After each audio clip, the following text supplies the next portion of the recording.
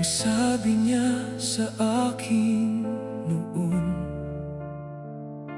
wala nang ibang magsasama kundi tayong dalawa hanggang sa pagtanda.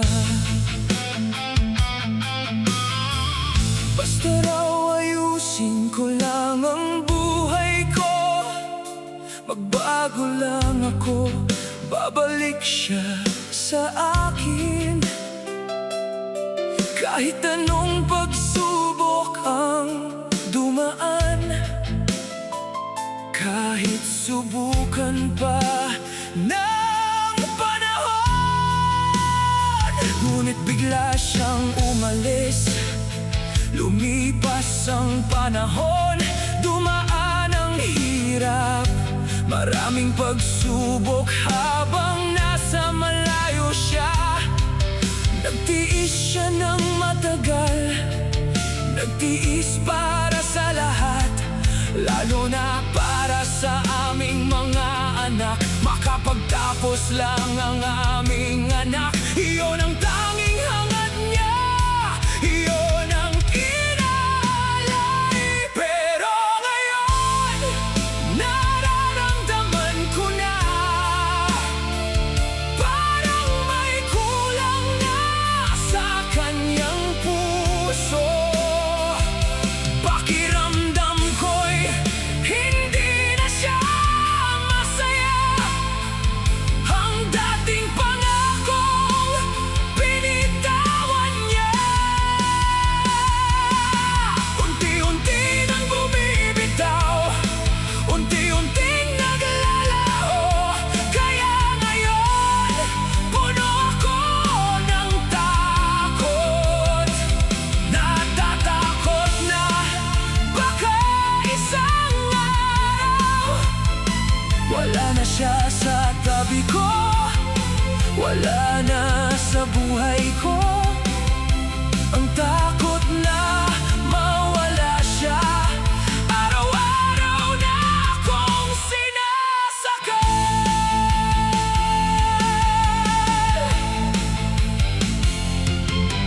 Sinabi ko sa kanya, handa akong magtiis, handa akong magsakripisyo ng paulit-ulit. Basta wag lang siyang umalis ng bahay, manatili sa amin, makasama ang mga anak.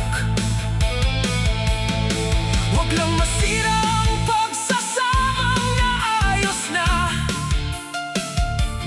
ang pagsasamang dati kong sinira.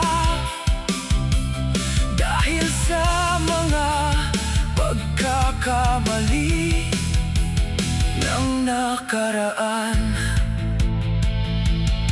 ginawa ko ang lahat, nagbago naman ako.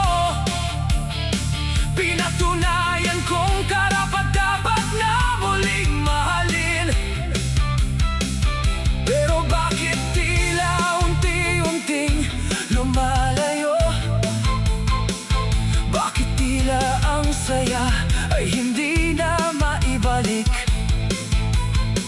Alam kong malaki ang kasalanan ko, alam kong matindi ang sakit na naidulot ko. Sana mapatawad mo pa ako sa lahat ng sakit na idinulot ko noon. Sana wag mong bitawan ang pangako na tayong dalawa pa rin hanggang sa pagtanda. Nagpis ka na, nagbago na ako, lahat ay ginawa para maayos ang lahat. Huwag mo sanang bitawan ang lahat, dahil ikaw lang ang buhay ko, ikaw lang ang lakas. Kung wala ka, guguho ang mundo ko, kayo ang pamilya